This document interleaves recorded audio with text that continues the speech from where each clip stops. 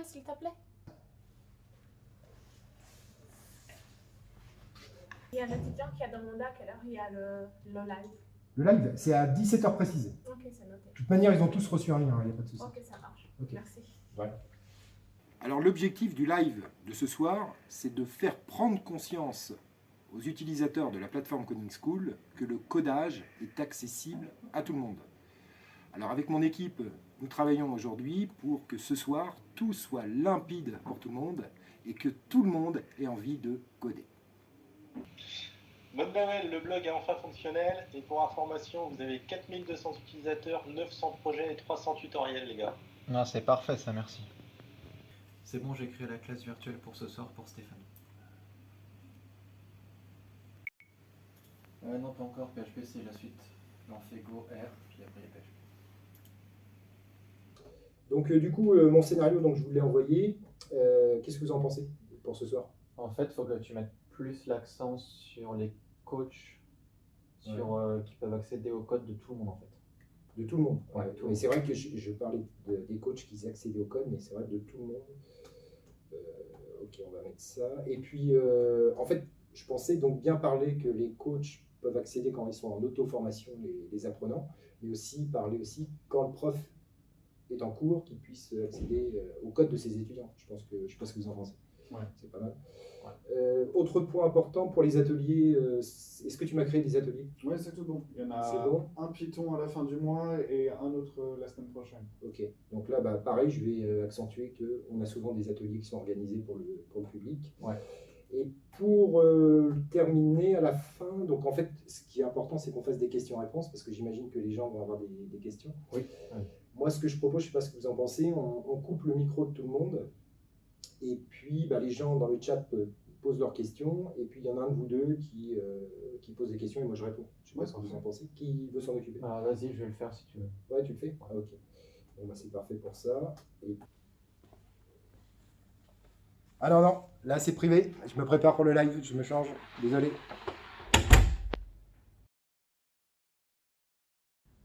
Bonsoir à tous. Tout d'abord, merci d'avoir répondu présent à ce premier live Coding School.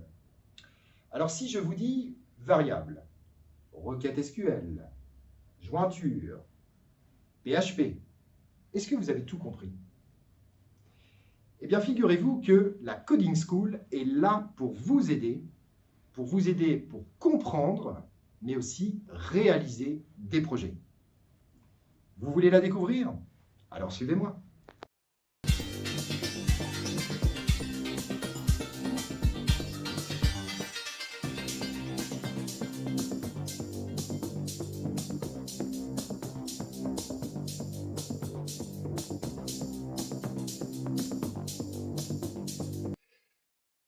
Nous allons aborder dans ce live 5 points. Le premier, notre constat. Quelles sont les difficultés que rencontre un apprenant lorsqu'il s'initie ou se perfectionne à la programmation? En deuxième point, pourquoi utiliser la Coding School? Ensuite, je vous ferai une démonstration, non seulement en tant qu'apprenant, mais aussi en tant que coach et professeur. En quatrième point, je vous proposerai un parcours si vous souhaitez créer votre site web en partant complètement de zéro.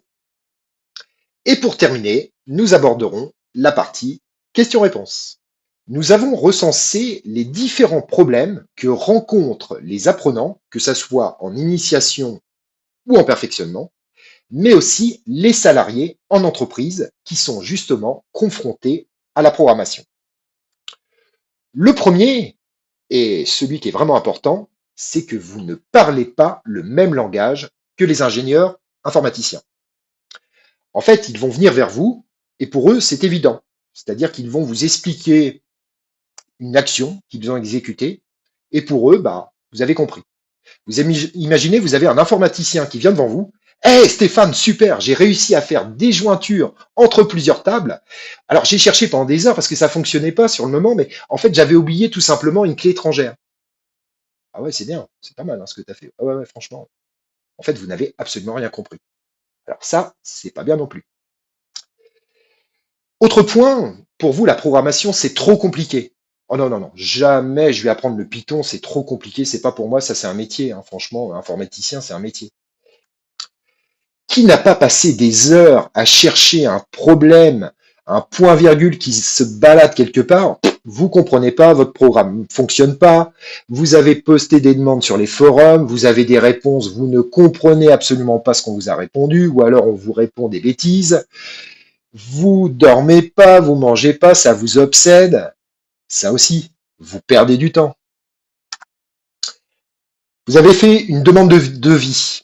Par exemple, je reçois mon devis et je vois 2600 € pour quelques pages. Ok, mais est-ce que les 2600 € sont bien justifiés? Est-ce que les différentes tâches qu'on me propose correspondent à ce que j'ai demandé? Est-ce que le nombre d'heures correspond aussi? Je ne connais absolument rien en code. Je vais accepter. Autre point, vous êtes par exemple chargé de gérer un projet dans votre société. Vous allez encadrer une équipe d'ingénieurs, mais il y a un problème. Comment vous allez pouvoir certifier qu'ils ont bien réalisé le travail? Comment checker leur travail? Vous avez une liste, mais ok, mais je sais pas. Ah, il a passé 5 heures là-dessus. Bon, bah ouais, je pense. Hein, il m'a dit qu'il l'avait fait. Ça aussi, c'est un problème. Autre point et dernier point, vous avez réalisé un site, on va dire avec facilité, c'est-à-dire que vous avez utilisé une application qui vous permet de créer quelque chose de joli, mais sans programmer. C'est ce qu'on appelle le no-code. Le problème du no-code, c'est que vous allez être enfermé, entre guillemets, dans votre bulle. C'est-à-dire que si vous souhaitez rajouter des fonctionnalités, on va dire un exemple, vous voulez rajouter une base de données, par exemple, pour pouvoir récolter des informations, ou vous voulez enlever l'icône, par exemple, de la plateforme qui vous a permis de réaliser ce site, eh bien là, vous allez devoir payer. Et en plus de ça, vous allez être dépendant de cette plateforme. Pas de liberté. Alors, avec la Coding School, on vous propose plusieurs choses qui vont justement estomper tous ces problèmes. Le premier, vous n'avez pas besoin d'avoir des bases en programmation. Vous partez complètement de zéro, comme une langue étrangère. Vous allez apprendre du vocabulaire, vous allez apprendre à faire des phrases, et après, vous allez écrire des textes et un livre. Et là, vous allez être super heureux. Ensuite, vous allez disposer de tutoriels qui sont vraiment très simples à comprendre, qui sont pédagogues, et en plus de ça, qui vont vulgariser les termes qui vous paraissent très techniques. Vous allez aussi pouvoir tester vos connaissances. Est-ce que j'ai réussi? Est-ce que maintenant je suis capable d'utiliser le HTML, le CSS? Ok, j'ai fait tous les tutos, mais ça serait bien d'être évalué. Avec la Coding School, vous allez pouvoir faire des exercices d'entraînement, mais aussi des exercices notés. Vous allez aussi pouvoir réaliser votre site, et là l'intérêt, c'est que vous allez avoir la main sur l'ensemble de votre site. Vous n'allez pas, comme je parlais tout à l'heure, être enfermé dans votre bulle, où là, bah, j'ai besoin de faire ça, mais je peux pas. Là, oui, vous allez pouvoir faire ce que vous voulez. Vous souhaitez, par exemple, intégrer la géolocalisation, eh bien là, vous pourrez. Vous pourrez faire aussi une base de données, vous pourrez faire tout. C'est votre site, c'est votre code. Et puis pour les enseignants, vous allez aussi pouvoir utiliser la Coding School tout simplement en utilisant des classes virtuelles et avoir bien sûr la visio, mais très important, vous aurez aussi la main sur le code de vos apprenants. C'est-à-dire que à distance, voire même en présentiel ou en hybride, vous pourrez directement de votre ordinateur accéder au code d'un apprenant, le corriger et aussi le montrer à toute la classe. Ça, c'est un gros avantage et plus besoin de se balader dans les rangs, perdre du temps, etc. Là, l'intérêt, c'est que de mon poste, tout de suite, je vois le problème et en plus de ça, je corrige et je montre. Et très important, la Coding School vous propose 21 coachs qui sont là pour vous aider. C'est-à-dire qu'ils vont répondre à vos problèmes, vos questions. Vous n'avez pas compris une fonction, à quoi elle sert. Eh bien, tout simplement, le coach va vous expliquer. Votre code ne fonctionne pas, le coach va vous corriger. À distance, il va saisir dans vos lignes de code, modifier et vous expliquer d'où vient le problème. En résumé, vous ne serez jamais seul. Et ensuite, vous allez pouvoir travailler en équipe. Fini d'avoir des fichiers qui sont éparpillés sur le poste de Paul et puis d'autres fichiers sur le poste d'Emma. En fait, tous les fichiers vont être centralisés dans le même espace et vous allez pouvoir travailler à plusieurs en équipe dans le même espace de travail. Et les coachs aussi pourront donc accéder à cet espace de travail. Et dernier point, aucun logiciel installé.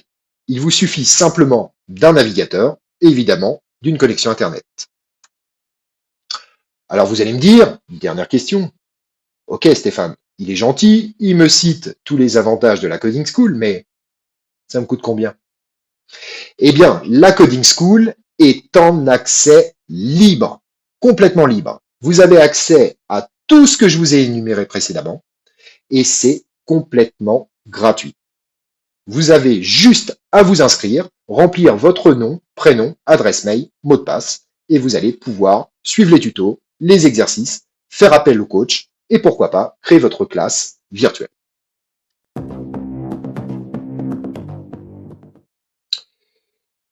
Voici un exemple où j'ai une étudiante qui s'appelle Julie, qui vient de se connecter sur la Coding School. Alors Julie, elle a un tableau de bord qui permet d'avoir une vue d'ensemble sur son activité. Alors là, par exemple, on voit que Julie fait partie d'un programme, le Global BBA, et de la classe PBI TCI1. Julie a la possibilité d'effectuer soit un parcours libre, c'est ce que je vais prendre, ou alors elle va rentrer dans une classe avec un professeur. Donc là, on va prendre parcours libre. Et là, on peut voir que Julie, en parcours libre, c'est-à-dire en auto-formation, elle a déjà réalisé 2 projets, elle a 128 tutoriels à étudier, 157 exercices d'entraînement et elle a 21 évaluations à effectuer.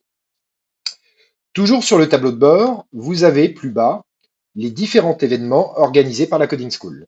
On peut voir par exemple que nous avons Initiation Python le 27 octobre, et nous avons une conférence le 9 novembre à 17 h sur le référencement naturel. Donc si Julie souhaite s'inscrire, il suffit tout simplement de cliquer sur le lien s'inscrire.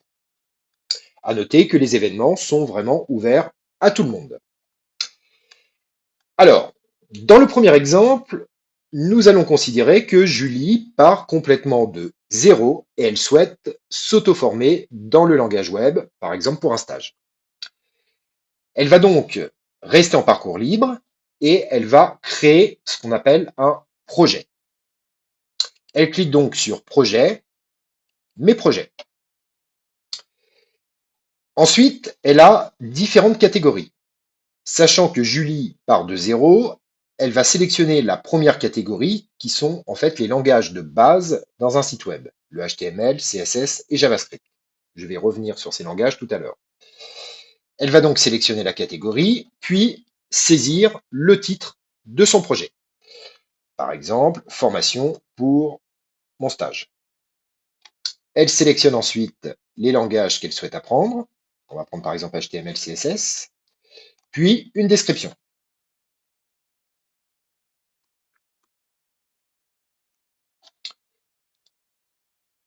Après avoir créé le projet, nous allons avoir à l'écran la partie de gauche, c'est ce qu'on appelle la feuille de code. C'est donc là que l'apprenant va saisir le code.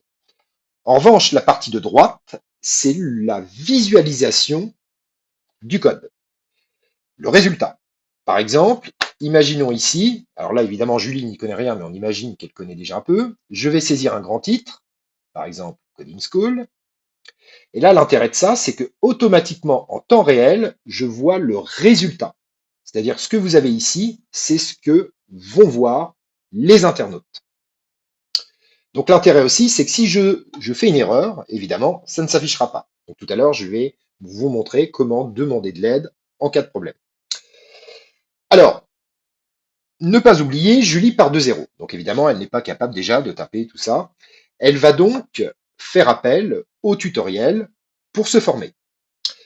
Pour ce faire, elle clique sur Tutoriel et elle va dans un premier temps choisir la catégorie.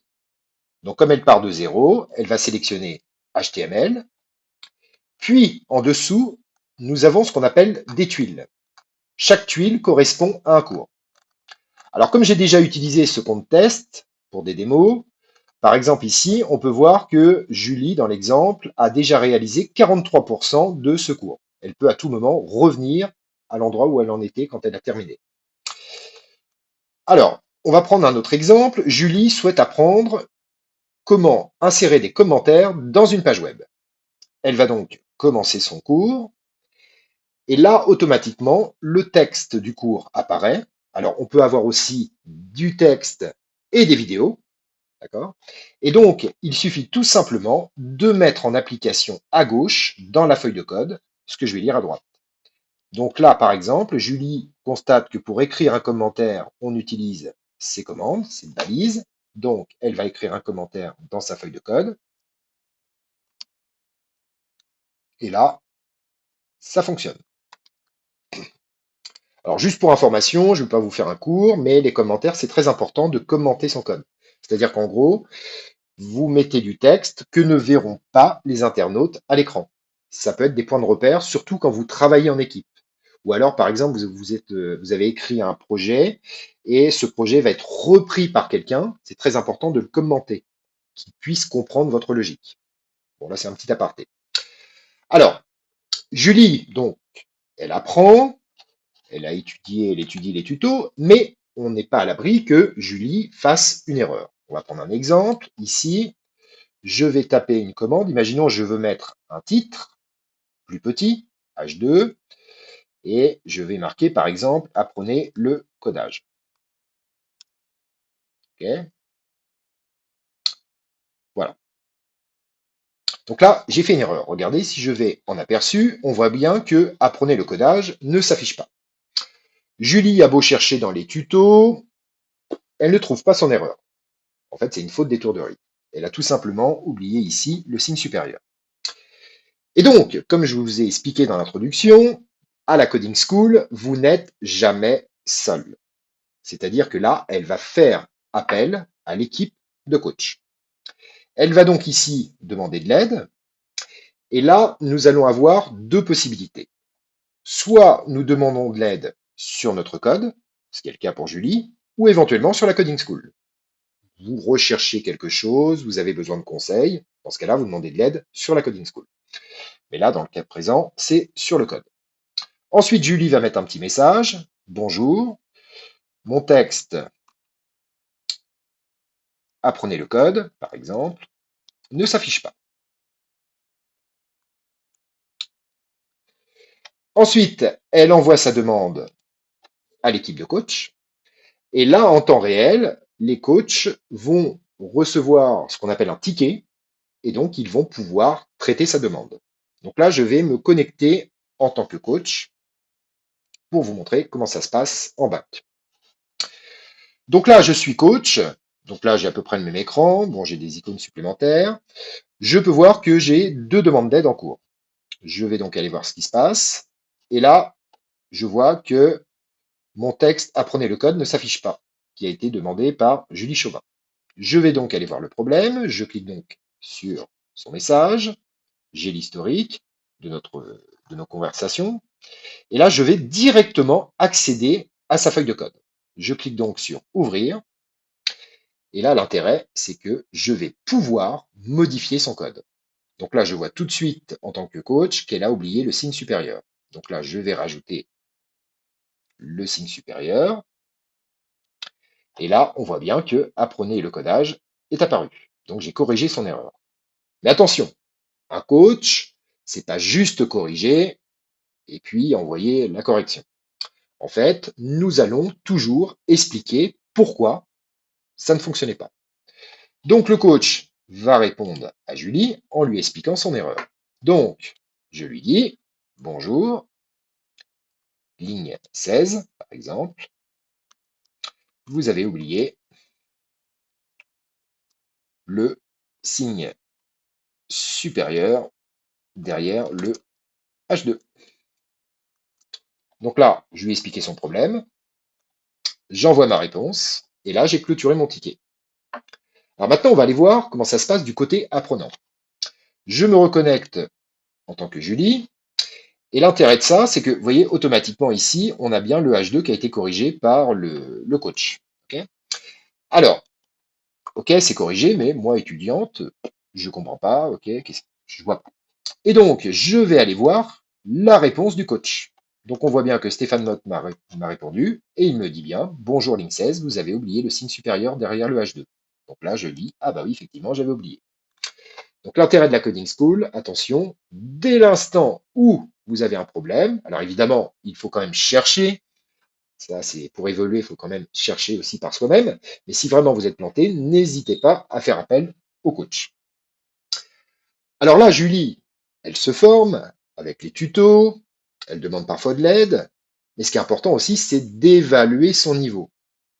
Par exemple, elle va faire le cours numéro 1, et puis pourquoi pas après, elle va faire un exercice pour voir si elle a bien assimilé le cours numéro 1. Elle peut très bien faire le 1, 2, 3, le cours 1, 2, 3, et puis après faire des exercices.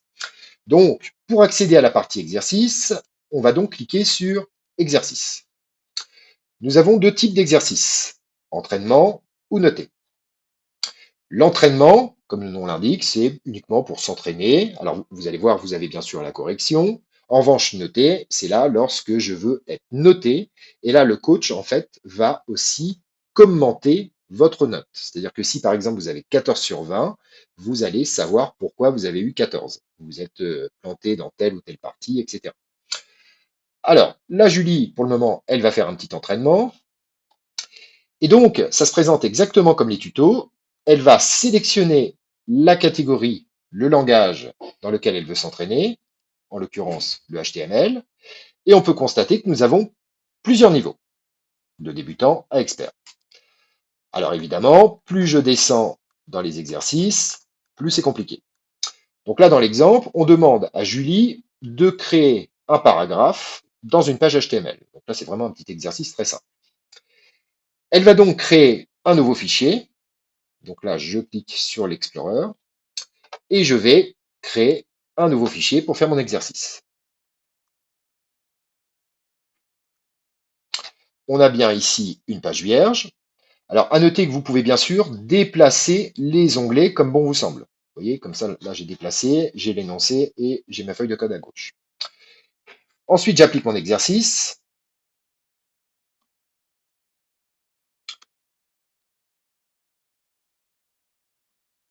Alors ça, c'est les bases en fait du HTML. Et donc, on me demande de créer un paragraphe. Donc, comme Julie est une étudiante sérieuse, elle se souvient que c'est bien la balise P, et elle va faire un petit exemple. Ceci est un paragraphe. Maintenant qu'elle a terminé l'exercice, elle va évidemment vérifier si elle a bon. Elle va donc cliquer sur « Voir la correction » et là, automatiquement, elle peut voir que c'est bien la balise P, comme elle a fait. On a bien le texte au milieu et on a bien fin de balise P. Donc là, on peut considérer que Julie a réussi son exercice. Et elle peut donc passer à l'exercice suivant, par exemple, les titres.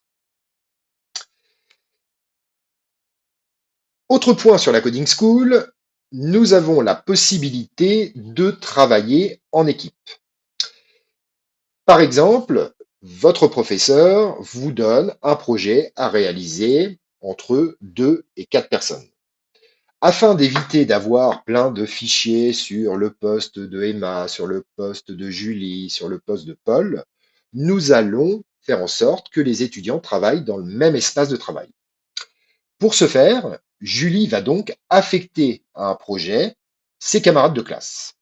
Je retourne donc dans Projet, Mes projets. Donc là, je vais quitter mon auto-formation.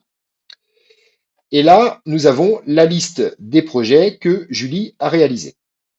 Donc là, on va prendre par exemple le deuxième. On voit bien qu'on n'a aucun équipier. Donc, ce qu'on va faire, on va affecter 2 équipiers, donc 2 camarades de ma classe, dans mon projet. Je vais donc développer toutes les informations concernant ce projet. Donc là, on voit bien qu'on a le titre, etc. Ok. Et là, je vais donc affecter des camarades de classe. Donc, imaginons, je vais mettre le Guillaume.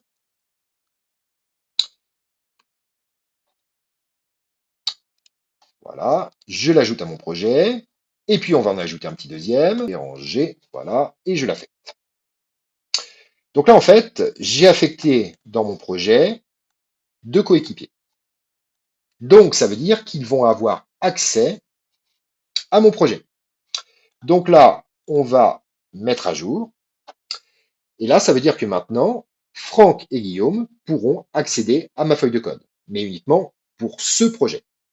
Alors, comment ça se passe de l'autre côté? Par exemple, Julie, elle a été affectée aussi à d'autres projets.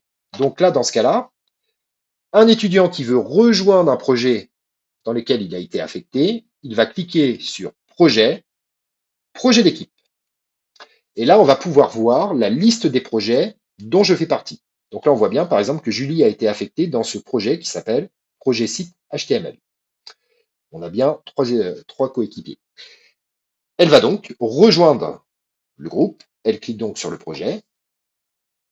Et là, on a à nouveau la feuille de code et le site web. Donc là, on voit que les étudiants ont commencé à travailler. Ça veut dire que là, ils vont être tous les 3 dans le même espace de travail. Ça veut dire que, par exemple, imaginons, Guillaume peut travailler sur la page index, taper du code, mais Julie pourrait très bien aussi créer une nouvelle page. Donc là, par exemple, elle va créer une nouvelle page. Par exemple, nous rejoindre. Alors, il faut savoir qu'il faut éviter les espaces, je dirais même ne pas mettre d'espace dans le nom des fichiers. Alors ça, c'est au sens général dans le web. Et là, on voit bien que Julie a créé sa page nous rejoindre.html. Donc, c'est-à-dire qu'elle peut écrire son code, ok, et elle peut en même temps voir le code de son camarade. Elle peut le modifier, d'accord, revenir dans son code, etc. Elle peut faire un aperçu, etc. Donc là, l'intérêt de ça, c'est que tout est centralisé dans le même espace. Donc, un projet d'équipe, ça n'empêche pas que l'équipe peut très bien demander de l'aide au coach, d'accord? Mais ils peuvent aussi faire appel au tutoriel. Par exemple, on est en train de créer un projet ensemble, et puis, ah mince, je me souviens plus comment on intègre une image. Dans ce cas-là, je fais appel au tuto pour pouvoir l'intégrer dans mon projet. Alors maintenant, nous allons voir comment accéder à une classe. Rappelez-vous, je vous ai dit tout à l'heure que Julie faisait partie de 2 parcours, entre guillemets, le parcours libre et le parcours Global BBA.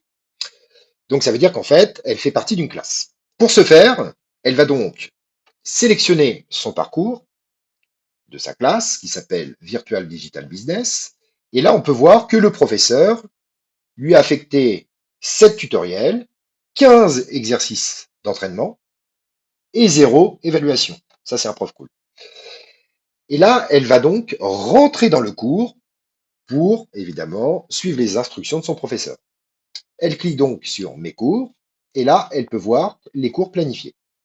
Nous avons donc un cours aujourd'hui, de 8h à midi. Je vais donc rentrer dans le cours. Alors, l'intérêt de ça, c'est que Julie a sa feuille de code, et à droite, elle peut voir la feuille du code du professeur. Donc, c'est-à-dire que le professeur, lorsqu'il va saisir en temps réel du code, elle pourra le voir défiler à l'écran ici. D'accord? Et il suffira juste de recopier le code. Sachant que ça peut être un cours, évidemment, en distanciel ou en hybride, nous allons utiliser ici la caméra qui fonctionne exactement comme Zoom ou Teams, c'est-à-dire qu'elle verra son professeur, elle pourra lui parler, lui aussi, évidemment. Donc ça, c'est du côté étudiant. D'accord? Donc là, vous voyez bien, par exemple, la feuille du prof, c'est important ce que je vous dis là. Par exemple, la feuille du prof, on voit bien que c'est inscrit IMG SRC logo. OK? Alors, je vais revenir maintenant du côté professeur. Donc là, le professeur va rentrer dans la classe. Donc là, c'est Global BBA de Paris. Voilà. Il va rentrer dans le cours. Et là, gros intérêt, c'est que le professeur a accès au fichier des étudiants. C'est-à-dire, si je clique ici, vous voyez, j'ai tous les étudiants qui sont connectés. D'accord? Donc, je vais vous faire une petite démonstration tout à l'heure où je vais aller directement sur le code de Julie. Alors, vous voyez tout à l'heure la feuille du prof, vous vous souvenez, on avait mis, je vous avais parlé d'une image, et là, je vais donc rajouter un élément pour mes étudiants. Par exemple, je vais mettre title égale logo. Voilà, donc là, j'ai rajouté du texte et on imagine que j'explique à mes étudiants à quoi sert le title. Alors là, par contre, je vais ajouter, parce que je suis en train de faire une petite bêtise, voilà. Voilà. Alors, là, vous voyez que le professeur a rajouté en fait une option title égale logo. Si je reviens dans l'espace de Julie, c'est-à-dire, je vous rappelle que Julie est en cours, d'accord, elle suit, et là, regardez bien, là, je suis connecté Julie, on voit bien que le prof a rajouté title égale logo. Donc, elle, il suffit qu'elle tape cette ligne-là. Donc, vous voyez, en fait, en temps réel, on peut voir que, ici, vous voyez la petite barre rouge, c'est que le professeur est en train d'écrire du code. Alors, je vais revenir en professeur. Imaginons que je suis en visio, je fais un cours en distanciel et j'ai Julie qui me pose une question, qui me dit « Monsieur, telle ou telle ligne ne fonctionne pas, etc. » Donc l'intérêt de ça, c'est que moi, je vais pouvoir à distance accéder au code de Julie. Donc, en tant que professeur, je vais directement cliquer sur Explorer, j'ai la liste de tous mes étudiants connectés et là, je vais directement aller sur l'espace de travail de Julie. Donc là, je vois bien Julie Chauvin, je clique dessus et là, vous voyez, j'ai la liste de ces fichiers. Donc, on imagine que c'est la page accueil. Donc là, non, c'est pas la page accueil, puisqu'elle n'a rien fait dans la page accueil. Ça doit être index, à mon avis. Voilà. Je suis dans la page index. Voilà. Et là, je peux voir le code de Julie. Donc l'intérêt de ça, c'est que je vais pouvoir modifier son code, rajouter des choses, par exemple. Voilà. Et lui expliquer, ben voilà, Julie, ça fonctionne pas parce que tu as oublié telle ou telle commande, etc. Donc là, l'intérêt de ça, c'est qu'à tout moment, vous pouvez visualiser le code de vos étudiants sans forcément le modifier, juste pour vérifier si ça avance. Mais bien sûr, vous pouvez modifier, voire rajouter des lignes de code. Donc ça, c'est vraiment l'intérêt de la Coding School. Enfin, pour terminer, nous avons à notre disposition un système de chat. Donc là, je vais quitter le cours directement. Et donc là, à tout moment, c'est exactement comme Messenger, vous avez la possibilité de discuter avec des camarades, avec des coachs, des professeurs. Prenons un exemple ici. Donc là, je vais me reconnecter. Là, je suis ici, coach, donc je vais revenir en tant que Julie. Voilà. Je vais aller dans chat. Voilà. Et imaginons, voilà, je souhaite discuter, j'ai une discussion avec Guillaume, par exemple, voilà, qui me parle sur un magasin de chaussures, je ne sais pas pourquoi j'ai marqué ça, voilà, et je vais lui mettre un petit message, par exemple, bonjour, es-tu OK pour monter un projet avec moi? Donc là, l'intérêt de ça, c'est que vous pouvez à tout moment discuter entre vous, vous pouvez poser des questions à un coach, vous pouvez poser des questions à un professeur, etc. Et ça, à tout moment. Donc là, ça fonctionne comme Messenger. C'est vraiment très simple.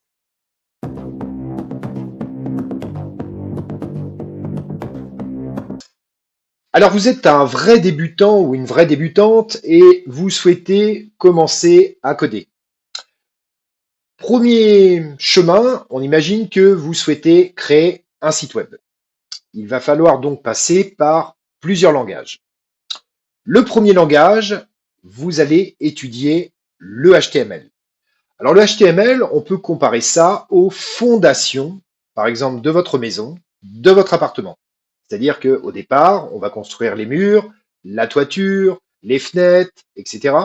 Donc ça, ce sont donc les fondations. Donc un site internet, c'est pareil, il va lui falloir des murs, etc., des portes, etc. Donc on va programmer en HTML pour créer la structure de votre site internet. Mais après, qu'est-ce qu'on fait? Une fois qu'on a effectué les fondations, on va décorer. Et donc, pour décorer, on va utiliser un autre langage qu'on appelle le CSS. Donc, le HTML et le CSS sont deux langages qui sont intimement liés. Une fois que vous avez fait les décorations de votre appartement ou votre maison, eh bien après, il va falloir emménager. Il vous faut des rangements. Eh bien, dans le web, c'est la même chose. On va utiliser le PHP. Le PHP va vous permettre, par exemple, de stocker des informations qui ont été postées par des internautes. Par exemple, ils vont saisir leur nom, prénom, adresse, etc. Et ça va se stocker dans une base de données. Ça peut être aussi des articles que vous vendez, des produits avec des photos. Donc là, le PHP va vous permettre de conserver des informations et les restituer quand on en aura besoin pour les traiter. Alors le PHP peut bien sûr aussi faire des calculs, plein d'autres choses, mais on va dire là, c'est essentiellement pour stocker et restituer. Après, dans les fondations, dans votre maison, vous avez fait la déco, vous avez fait les rangements, le temps passe, et puis vous avez envie de petits gadgets. Et bien dans ce cas-là, dans le web, c'est la même chose. On va utiliser le JavaScript. Alors le JavaScript, c'est pour faire des fonctionnalités évoluer. On va prendre un exemple concret. Par exemple, vous avez une petite photo, et quand vous passez votre souris sur la photo, eh bien ça zoome à certains endroits. Dans ce cas-là, vous allez utiliser le JavaScript. On va prendre un autre exemple. Vous avez la carte de France. Vous avez des agences partout en France. Et lorsque l'utilisateur va poser sa souris sur un département, on va voir par exemple une infobulle, une bulle qui va apparaître avec l'adresse de votre agence. Donc là, ça va être en JavaScript. Donc là, c'est un petit peu plus évolué. On peut faire aussi des calculs, des fonctions, enfin, on peut faire plein de choses. Maintenant, on imagine que vous ne voulez pas créer de site web, mais vous voulez quand même vous initier à la programmation.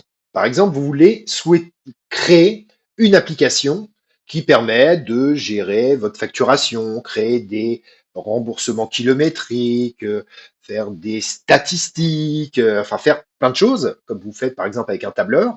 Mais là, cette fois-ci, vous voulez créer votre propre application. Et bien là, moi, ce que je vous conseille d'utiliser, c'est le Python. Donc sur la Coding School, vous allez voir, vous avez des tutos où vous partez vraiment de la base, vous allez faire des additions, soustractions, des choses comme ça. Et après, vous allez aller jusqu'à la gestion de fichiers, la création de fonctions, etc. Alors pour ceux qui souhaitent se former uniquement sur le codage, mais sans créer de site web, je vous conseille pour commencer le Python, qui est vraiment très simple et vraiment agréable. Bien, nous allons maintenant passer à la partie questions-réponses. Alors, ce que je vous propose, c'est de laisser votre question dans le chat et Guillaume, ici présent, va me lire la question et je vais essayer d'y répondre le plus juste possible. Alors, Guillaume, est-ce qu'on a déjà des questions qui tombent? Alors oui, déjà une question de Maël. L'inscription à la coding est-elle complètement gratuite? Non. Bien sûr que oui, elle est complètement gratuite. C'est-à-dire qu'il suffit juste de créer votre compte, votre nom, prénom, adresse mail, mot de passe, et vous avez accès à tous les parcours, les coachs qui sont là pour vous aider. Vous pouvez assister aussi aux ateliers, enfin tout, voilà. Elle est complètement en accès libre, gratuite. Alors n'hésitez pas. Alors une question de Théo. À quoi servent les exercices notés? Alors les exercices notés servent à deux choses. Premier exemple, vous êtes en auto-formation. Vous avez suivi tous les tutos, vous avez fait des exercices d'entraînement, mais ok, mais est-ce que vous êtes vraiment prêt à passer à un niveau supérieur, par exemple? L'avantage de l'exercice noté, c'est que vous allez réaliser l'exercice, vous allez poster, entre guillemets, enfin, il n'y a même pas besoin de le poster, votre exercice, les coachs vont être avertis, et là, en fait, on va vous évaluer, on va vous corriger, vous indiquer d'où viennent vos erreurs et vous donner une note. Donc l'avantage de ça, c'est si par exemple vous avez obtenu une note de, on va dire 16 sur 20 par exemple, au hasard, eh bien l'intérêt de ça, c'est que vous savez pourquoi vous avez eu 16. C'est-à-dire par exemple, on va vous dire, dans le CSS, l'ergonomie n'est pas sympa, enfin voilà, on va vous expliquer quels sont les différents points à travailler. D'accord? Donc les exercices notés en auto-formation, c'est quand même important. Ça permet de dire, ben voilà, j'ai eu 16, donc je vais peut-être travailler un peu plus ça, parce que le coach m'a conseillé de travailler plus ça. Autre point, toujours en exercice noté, bah, si vous êtes dans une classe avec un professeur, là oui aussi, parce que vous savez bien que les professeurs, malheureusement, vous donne des contrôles. Vous allez être obligé de passer des examens, des contrôles. Donc là, l'exercice noté, bah oui, ça sera obligatoire si vous faites partie d'une classe dans un programme. Alors, une question de Johanna. Y a-t-il des niveaux pour les tutos et exos? Alors Johanna, oui, je l'ai dit tout à l'heure, dans les précédentes vidéos, vous avez des niveaux dans les tutos et dans les exercices qui vont de débutant jusqu'à expert. Alors à noter aussi, c'est important, si quelqu'un a déjà, par exemple, des bases dans un certain langage, on peut considérer qu'il a réussi le niveau débutant. Donc là, il va pouvoir passer, par exemple, à perfectionnement. Mais que ce soit donc tuto ou exercice, oui, il y a plusieurs niveaux. Très important aussi à noter, nous allons avoir très prochainement dans la Coding School une sorte de questionnaire de QCM qui permettra aussi d'évaluer votre niveau. Donc vous aurez une sorte de QCM, vous répondrez, et là automatiquement on pourra vous dire, eh bien voilà, par exemple Guillaume, ici présent, bah, malheureusement Guillaume, vous êtes en niveau débutant. Voilà. Alors, Alexandre qui demande, lors de la création de programmes ou de logiciels un peu compliqués, comment peut-on savoir sur quelle ligne se situe notre erreur? Alors, la plupart des langages, on va prendre par exemple Python, R, PHP, etc. Lorsque vous allez exécuter votre page, l'aperçu en quelque sorte, il va vous indiquer le numéro de la ligne où vous avez une erreur. Par exemple, il va vous dire erreur ligne 24, point virgule attendu. Alors, il faut se méfier de ça, par expérience. Vous pouvez très bien des fois avoir un numéro de ligne, mais en fait, la ligne est légèrement dessus ou en dessous. D'accord? Bon, pour répondre à votre question, oui, ça vous indique le numéro de ligne approximativement, hein, soit la ligne au-dessus ou en dessous, selon les langages. Mais généralement, bon, c'est la ligne. Par contre, il y a d'autres langages, on va prendre l'exemple de l'HTML. Là, par contre, non, vous n'avez pas de numéro de ligne. Alors, par contre, c'est plus facile parce que vous avez vu, vous avez l'aperçu. Donc, ça veut dire que si en HTML, vous tapez, je sais pas, un lien hypertexte, vous insérez une vidéo ou je sais pas, n'importe quoi, une maps, par exemple, et vous voyez que ça ne s'affiche pas à droite, bon, bah là, vous vous doutez que c'est la ligne, par exemple, 14, qui correspond à mon lien hypertexte, mais qui ne s'affiche pas à droite. Voilà. Mais généralement, la plupart des langages, ils vous indiquent quel est le numéro de la ligne qui a un problème. Une question de Maëlys. Est-ce qu'il y a des cours dédiés à autre chose que des langages, par exemple la sécurité, GitHub et Workflow? Alors, il n'y a pas de cours qui sont prévus pour ça, c'est-à-dire dans les classes ou les choses comme ça. Non, il n'y a pas de cours. Par contre, nous avons des tutos qui traitent le no-code, GitHub, etc. Vous avez à votre disposition des tutos. Ce qui veut dire que là, implicitement, vous êtes obligé d'utiliser l'outil en parallèle. Par contre, nous organisons aussi des conférences ou des ateliers quand même sur ce genre de domaine, de thématique. Donc si par exemple vous voulez, nous allons prochainement aussi, plus tard, là, dans peu de temps d'ailleurs, effectuer une conférence par exemple sur la sécurité.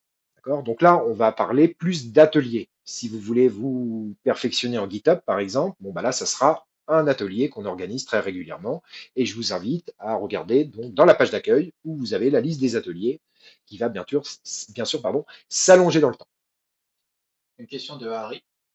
Comment fait-on pour s'inscrire à un cours sur la coding?